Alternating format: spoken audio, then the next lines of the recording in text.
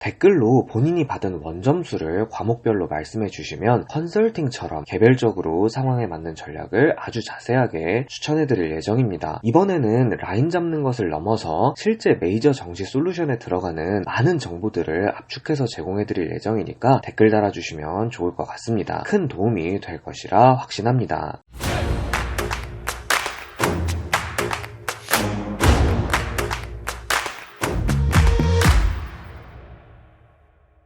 안녕하세요, 이쌤입니다. 오늘 컨텐츠에서는 지난 9월 4일 시행된 2025학년도 9월 모의고사의 관전 포인트들을 다뤄보도록 하겠습니다. 학생이나 특정 과목 강사의 시선이 아니라 정시 컨설턴트의 입장에서 정시 전략을 세우는 원리를 자세하게 알려드릴 것이기 때문에 평상시에 여러분들이 알지 못했을 만한 정보를 많이 알려드릴 수 있을 거라 확신합니다. 그러면 여러분들이 오늘 컨텐츠에서 어떤 부분에 초점을 맞춰서 들어야 하는지 핵심 포인트를 짚어드리도록 하겠습니다. 항상 말씀드리듯 가장 중요한 포인트는 과목별 변동성과 과목별 반영 비율이지만 오늘은 조금 다릅니다. 평상시에는 난이도가 쉽거나 어렵다고 해서 별다른 유불리가 나타나지는 않는다고 말씀드렸습니다. 영어 과목을 제외하면 다른 주요 과목들은 모두 상대평가로 평가하기 때문입니다. 난이도가 어떻든 1등급은 4%까지, 2등급은 11%까지, 3등급은 23%까지인 것이 변하지 않습니다. 그러나 5월 모의고사 때도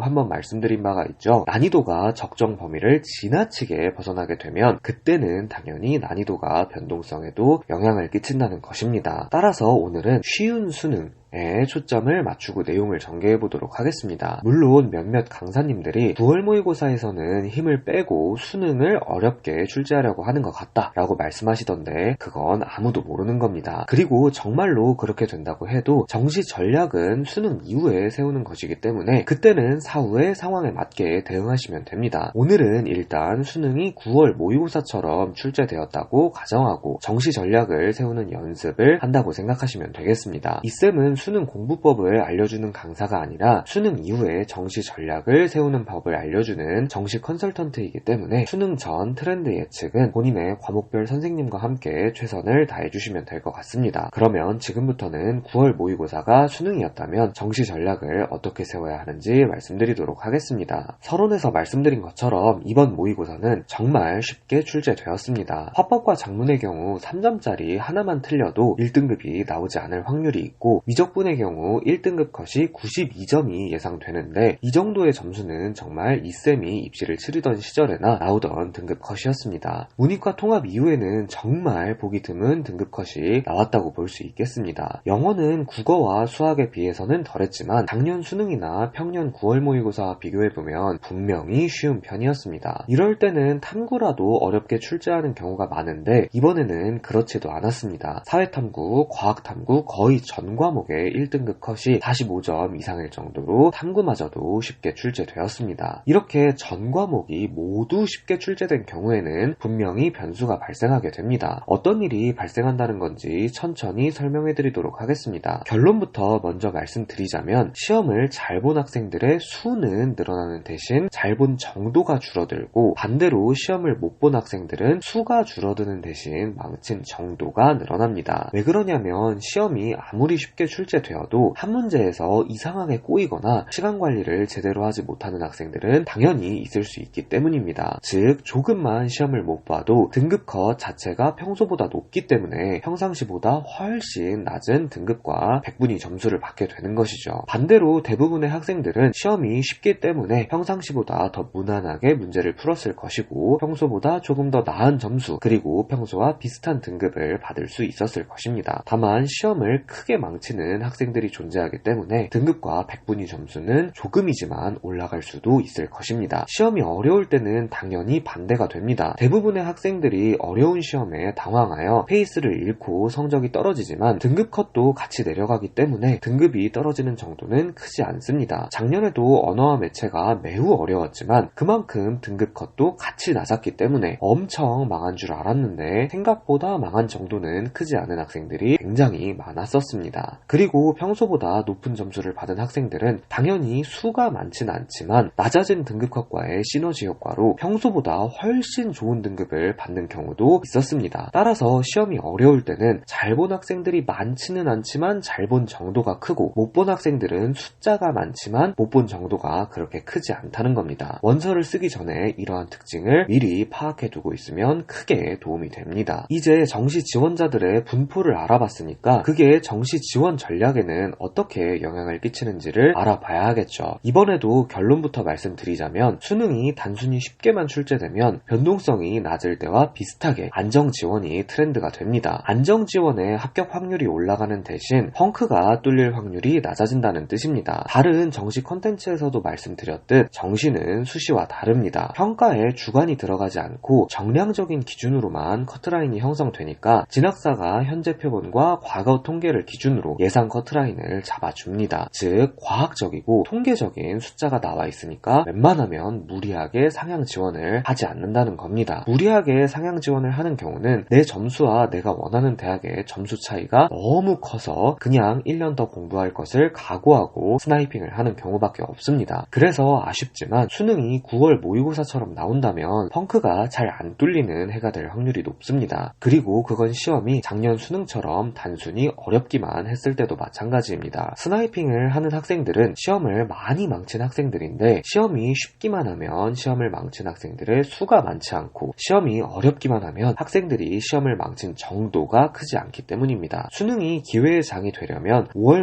모의고사처럼 난이도 이슈에 시간관리 이슈 등이 합쳐져야 합니다. 그러면 이때는 정시가 정말로 기회의 장이 되는데 성적 분포가 양극단으로 몰리면서 수능을 망친 학생들의 수와 정도가 모두 증가하기 때문입니다. 그러나 그렇게 되면 수능 직후에는 학생들의 불만이 매우 많이 터져 나오겠죠. 그래서 수능 직후의 분위기와 실제 정시의 분위기는 다르기 때문에 딜레마, 양날의 검이라고 볼 수 있겠습니다. 정리하자면 수능이 9월 모의고사처럼 출제되었다면 그리고 내가 다른 대부분의 학생들처럼 평소보다 수능을 아주 약간 잘 봤다면 펑크가 잘 안 뚫릴 테니 원래 목표로 하던 라인의 대학과 선택만 잘해서 그대로 지원하는 것이 좋고 잘 못 봤다면 눈을 어디까지 낮출 수 있을지를 생각해 보셔야 할 것입니다. 당연히 플러스 1수가 각오가 되어 있다면 내가 만족할 수 있는 대학에 스나이핑을 하셔도 되지만 내가 올해의 분위기와 합격 확률을 정확하게 이해하고 지원하는 것이 맞는지는 꼭 점검해 보시길 바랍니다. 그러면 이제 마치기 전에 모의 컨설팅 컨텐츠에 대한 세부 사항을 안내해 드리면서 마무리하도록 하겠습니다. 오늘 9월 모의고사 리뷰를 통해 많은 내용을 알려드렸지만 특정 학생의 성적을 예시로 들지도 않았고 수능이 정말 어떻게 출제될지는 알 수 없기에 조금은 일반론적이고 추상적이라고 느끼셨을 수도 있을 것 같습니다. 그렇기 때문에 댓글로 본인이 받은 원점수를 과목별로 말씀해 주시면 컨설팅처럼 개별적으로 상황에 맞는 전략을 아주 자세하게 추천해 드릴 예정입니다. 이번에는 딱 한 분만 선정할 계획입니다. 지금까지는 3분 정도를 선정해서 라인을 잡는 과정만 알려드렸는데 이제 꽤 다양한 성적대 학생들에게 적정 라인을 추천해 드려서 라인 잡는 법은 어느 정도 아실 거라고 생각이 들고 기간도 9월 모의고사 이후 수능이 임박한 시점이기 때문에 조금 더 깊이 있게 표본 분석 영역까지 다뤄서 심도 있는 이야기를 해보려고 합니다. 그리고 지금까지의 컨텐츠를 보신 분들은 아시겠지만 컨설팅 대상자를 딱 한 명만 선정한다고 해도 딱 그 한 분만을 위한 컨설팅이 아니라 영상을 보는 모든 학생이 도움을 받을 수 있는 컨텐츠를 제작할 계획이라는 점도 참고해 주시면 감사하겠습니다. 그래도 이번에는 표본 분석에 관한 코멘트도 같이 드릴 것이기 때문에 다른 때보다 더욱 큰 도움을 받을 수 있을 것이라고 말씀드리고 싶습니다. 라인 잡는 것을 넘어서 실제 메이저 정시 솔루션에 들어가는 많은 정보를 압축해서 제공해 드릴 예정이니까 관심 있는 분들은 지난 모의 컨설팅 컨텐츠를 참고하신 후 댓글 달아주시면 좋을 것 같습니다. 큰 도움이 될 것이라 확신합니다. 오늘의 컨텐츠가 9월 모의고사를 응시한 학생들과 수능을 앞둔 학부모님들께 많은 도움이 되었길 바랍니다. 감사합니다.